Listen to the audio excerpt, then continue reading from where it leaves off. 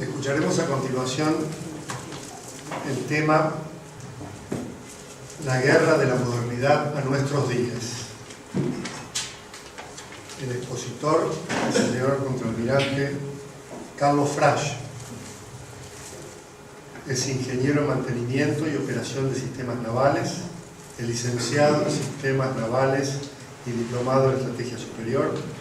Ha sido presidente del Centro Naval y del Instituto de Publicaciones Navales, fue comandante de operaciones navales, director de la Escuela de Guerra Naval, comandante de la Fuerza de Submarinos y director de la Escuela Naval.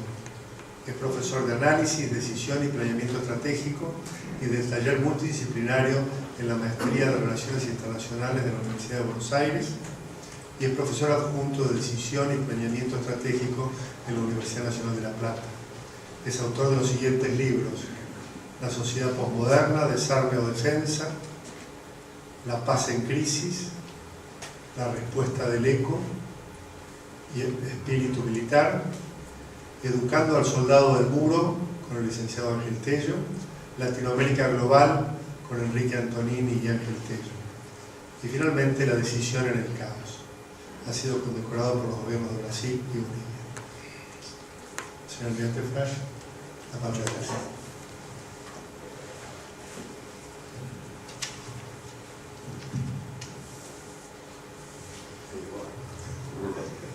Buenas tardes, muchas gracias. Griselda me había prometido que íbamos a compartir a Kant, pero la verdad que se lo dejó todo. Así que vamos a hablar un poquito, dos cosas nada más de Kant. Una, desde ya, que la paz en los cementerios fue un tema muy claro de haber visto una visión como la de Kant, haber podido vaticinar lo que era el poder nuclear. Es decir, nosotros estuvimos cerca de la paz en los cementerios y sinceramente la esquivamos por poco, pero Kant lo había previsto. Y el otro es su concepto de que si seguimos como vamos, con una madera tan torcida como la que está hecho el hombre, nunca se puede llegar a la paz perfecta. Es decir, Kant notó que nos faltaba ilustración para evitar la guerra. Y la pregunta es, ¿ha hecho algo el hombre por mejorar la ilustración de sus pares para evitar la guerra? Es decir, Kant se refiere a dos cosas: se refiere a la ilustración y se refiere también al derecho, que tiene que estar formado de manera tal que sea posible evitar la guerra. Yo creo que hasta ahora ninguna de las dos cosas se puede hacer. La última referencia que tenemos al derecho es el derecho penal del enemigo de Gunther Jacobs, por el cual en la sociedad puede haber amigos y enemigos, cosa que es bastante lejano al concepto del Estado de Derecho. Mientras esas cosas existan, Kant puede seguir durmiendo, pero no tranquilo, porque la paz perpetua está lejos. Vamos a volver un poquito para atrás, y 100 años antes de Kant, o un poquito más. En esa época, y como estamos hablando de la guerra, vamos a subir unos años, vamos a llegar cerca de... ¿No se escucha? No. Soy corto.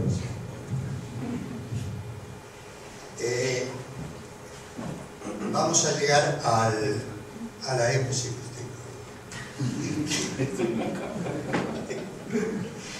Vamos a llegar a los prolegómenos de lo que fueron la caída de las cabezas de dos reyes.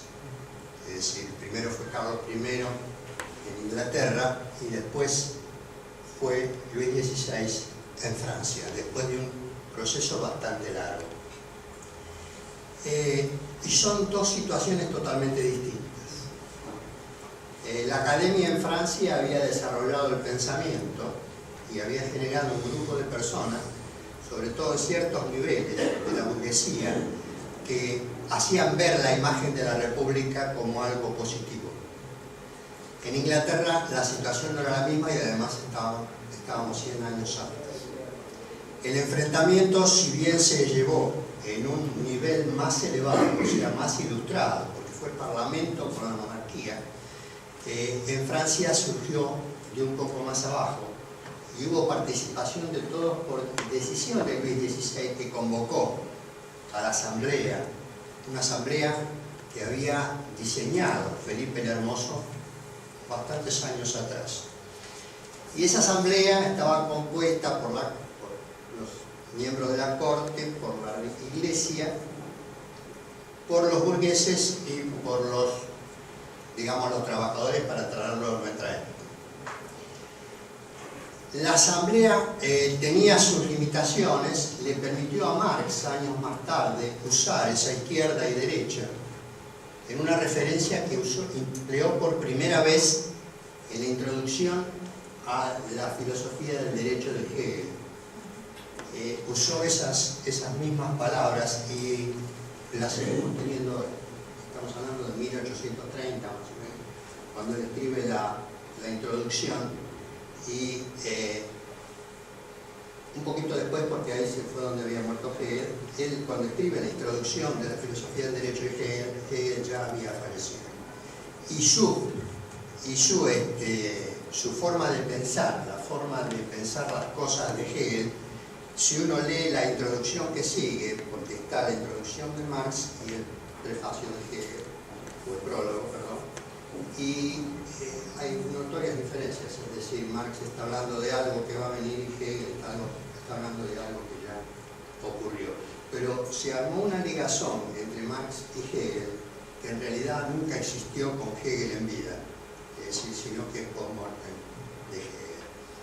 De cualquier manera, a lo que yo quería llegar es que el conflicto, independientemente de que sea guerra o que sea entre partes, tiene dos posibilidades. Hay unos juegos de guerra que andan por ahí, es la suma cero y la suma variable.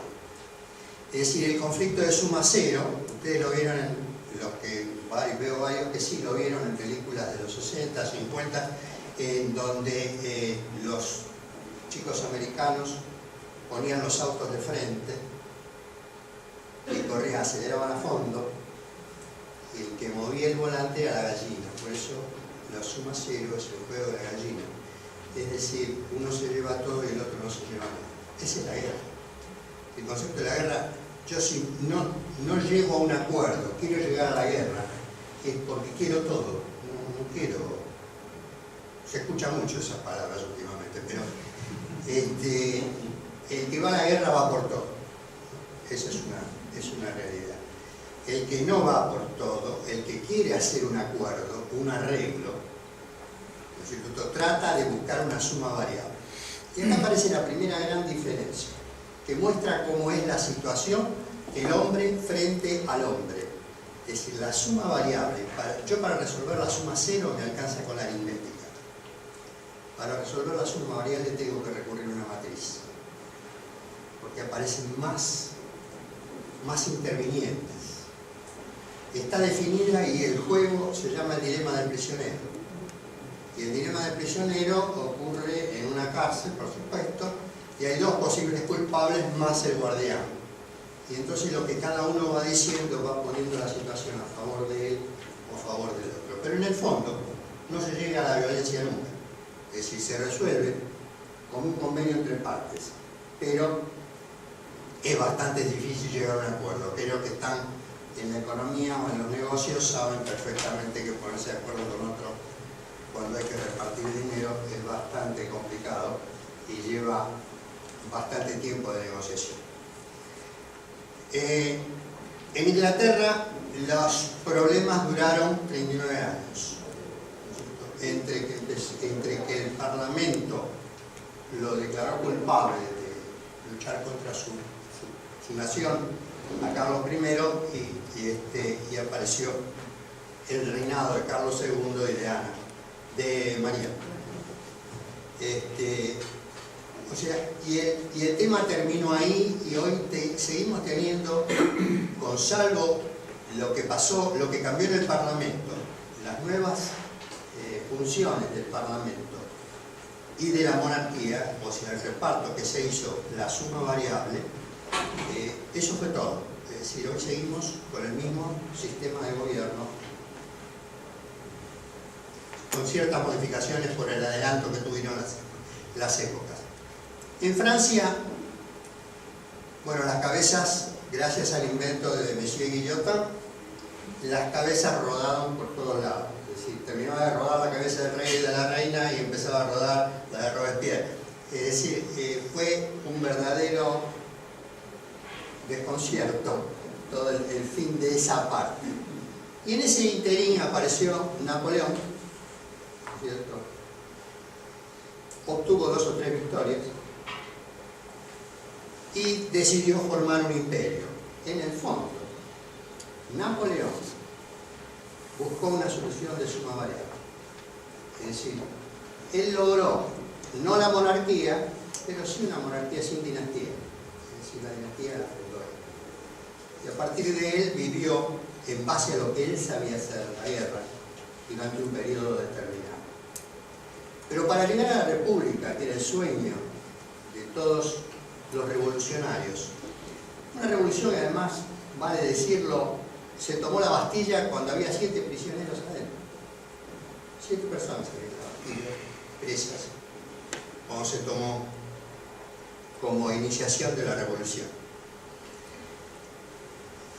Pasaron casi 90 años, ¿no es cierto? Porque de Napoleón pasamos a Luis XVIII, después de Luis XVIII pasamos a Luis Felipe, después volvimos a la República, que Napoleón ganó las elecciones, pero él llamó al imperio como Luis Napoleón y armó la dinastía con Napoleón I, Napoleón II, que era el pobre rey de Roma, y él. Y con eso logra otro imperio que dura hasta que cerca de Metz es derrotado por otro grande que estaba en la misma dirección que él. Es decir, había 2 desarrollos importantes de la industria. Uno se estaba desarrollando en Francia y el otro en Alemania. Pero no era el Kaiser el que estaba a cargo del problema, sino Bismarck. Es decir, el enfrentamiento en realidad fue entre Luis Napoleón y Bismarck, según dicen algunos, y puede dar lugar a una discusión.